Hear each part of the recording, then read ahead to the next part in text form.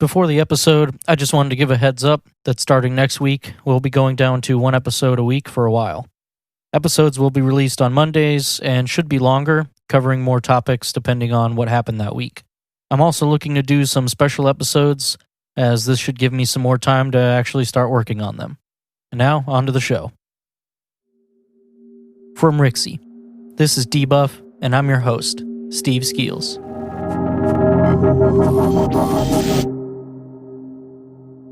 Today I'll be talking about the Animal Crossing New Horizons updates, the second Marvel's Avengers War Table, and the new game Othercide.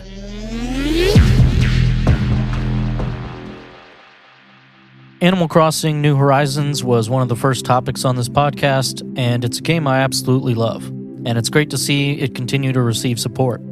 They've been releasing these occasional updates to keep things interesting, partially for new content, but also some of it is adding in things that the previous games had out of the box. When the game came out, it didn't even have all the holidays that are typically built in.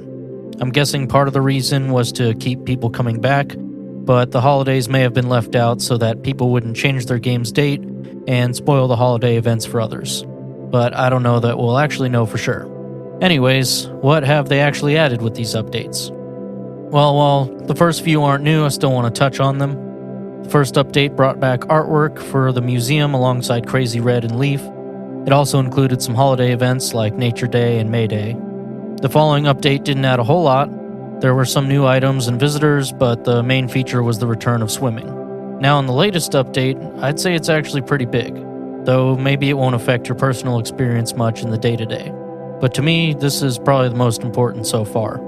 Aside from a few small changes to the game, they added the firework event, brought back the Dream Suites, and added the island backup capability.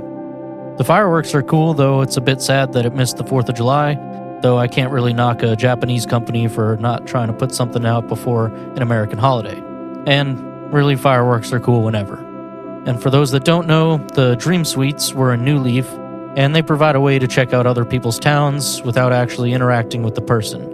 It's just an uploaded copy of what it looks like and allows you to visit and get ideas without knowing the person. You just need a code to visit that Dream Suite. The biggest part of this update for me, though, is that the island backups are finally here, and I'd say it's about time. I don't know why it took so long, but it's the only game I know of that has to back up data tied to the console itself and not one of your profiles, so I'm assuming it wasn't as simple as maybe some people think. Unfortunately, it only works to save your island in case your system is broken or lost. It is not to be used to transfer the file to a new console, and it isn't something you can just retrieve whenever you want. Regardless, people can now rest easy that their island is safe, though we should still pour one out for all the islands lost before this. I'm glad to see that they're adding more content and features, but I will say that I, along with many others, are definitely burnt out on Animal Crossing and have taken a break from playing it. I'm a bit sad that they are adding new features that I just don't have a drive to go check out right now. Though I know that's on me, and there's plenty of people that are still playing it daily, so I think this is great for everybody.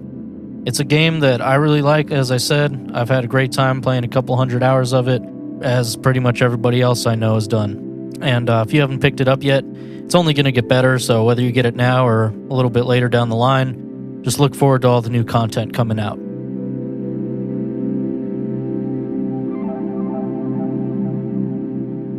The second Marvel's Avengers War Table video went up on July 29th, and this time they showed off the beta, Hawkeye, and a small Fortnite collaboration. For those that didn't watch the last one, a War Table is just their phrasing for updates on the game. Last time we got a lot of story details and information on how the game will play, both in and out of the missions. I gotta say, I felt like this presentation was a bit weaker. In general, there wasn't a lot of new stuff shown off, and after the last one revealed a ton, I was hoping we'd see more here. Especially since in this video they do talk about how there are other mission types and content coming that they haven't talked about yet. I get that they want to keep some surprises, but realistically the game's only a little over a month away. Well, I mean, there's still time, so maybe we'll see more, or maybe it'll all be there on release. The information about the beta that they talked about is nice, but it seemed a bit out of place to me. They obviously want to hype people up, but it wasn't really anything you shouldn't expect for a beta. It's just a slice of all the content that will be in the full game. And when the full game is only a bit over a month away, I would expect that to be exactly what's included. Either way, it's all good, and I think there's a lot of fun stuff here. The beta will include single-player missions, starting with the Golden Gate Bridge mission that was in the reveal, and followed by others that should give some sense of how diverse the locations and mission types are. Once you complete the single-player missions, you can get into 4-player co-op and choose between Iron Man, Hulk, Black Widow, and Ms. Marvel, who will each have one skill tree available for now. You'll have access to different co-op mission types as well. There's virtual training challenges, war zones, which are basically the actual co-op missions, and then drop zones, which are smaller missions designed for quick action. The beta rollout itself is a bit weird. It's a little confusing, but basically those with PS4 pre-orders will get to play it first, followed by Xbox One and PC pre-orders, but that's going to happen at the same time as people who play on PS4 but didn't pre-order. And then finally, everybody that didn't pre-order will have a chance to play in a different window. I don't really get this other than maybe they're trying to keep their servers alright, but make sure you look up the dates to know which day you can actually play. After that, they showed the first free post-launch character, Hawkeye. He's part of the MCU Avengers, so no surprise there. And he looks good to me, though they didn't really show any gameplay with him. The little cutscene they did show looked pretty cool, and I like his design a lot.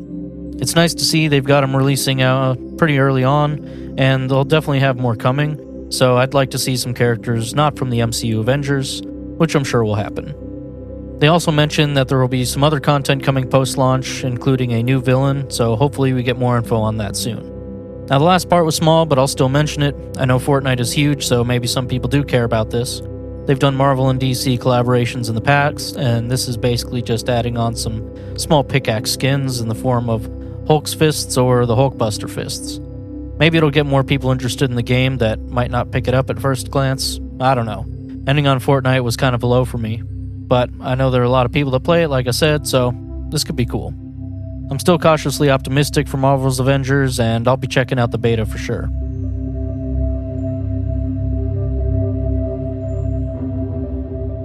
Last up is Othercide, a new strategy RPG that I'm excited about. It was released on July 27th for PC, PS4, and Xbox One, and will be coming to the Switch this September. Othercide currently has a 78 on Metacritic, and it sounds like most people like it, despite some of the smaller flaws. The game revolves around warriors called the Daughters that are summoned by you with the help of the Red Mother in order to drive off something called the Suffering. The game has some Lovecraftian horror elements, though it takes on a much different tone than any other games I've seen with similar influence. The art style is amazing too, in my opinion. It's basically all black and white, but has some red thrown in on the Daughters' designs. It fits the rest of the aesthetic pretty well.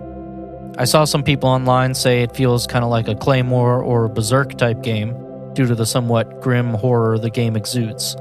I'd say I can see the Claymore influence more so, if not for any other reason than the Daughters remind me of the soldiers in that series.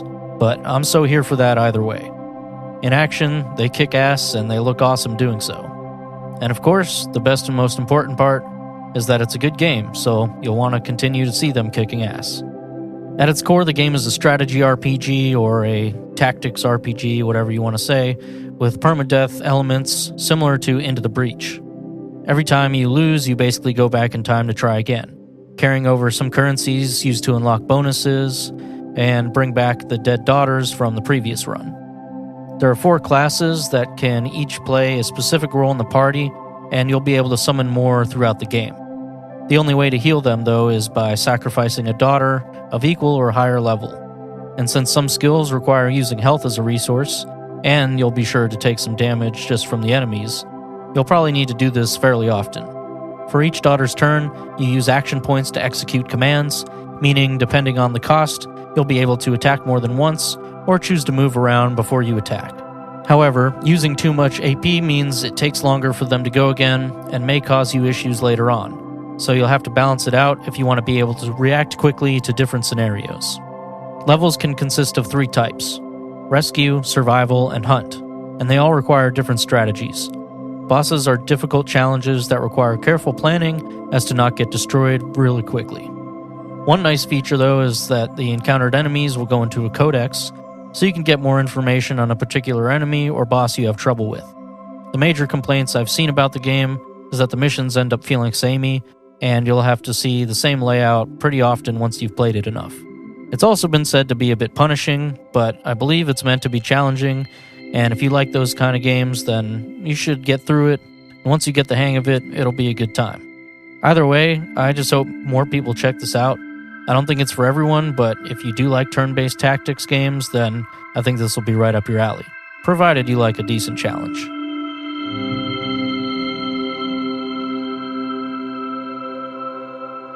Debuff is hosted by me, Steve Skeels, edited and mixed by Mason Carlton. Follow us on Instagram at DebuffPod. That's DebuffPod. Thanks for listening. I'll see you in the next one.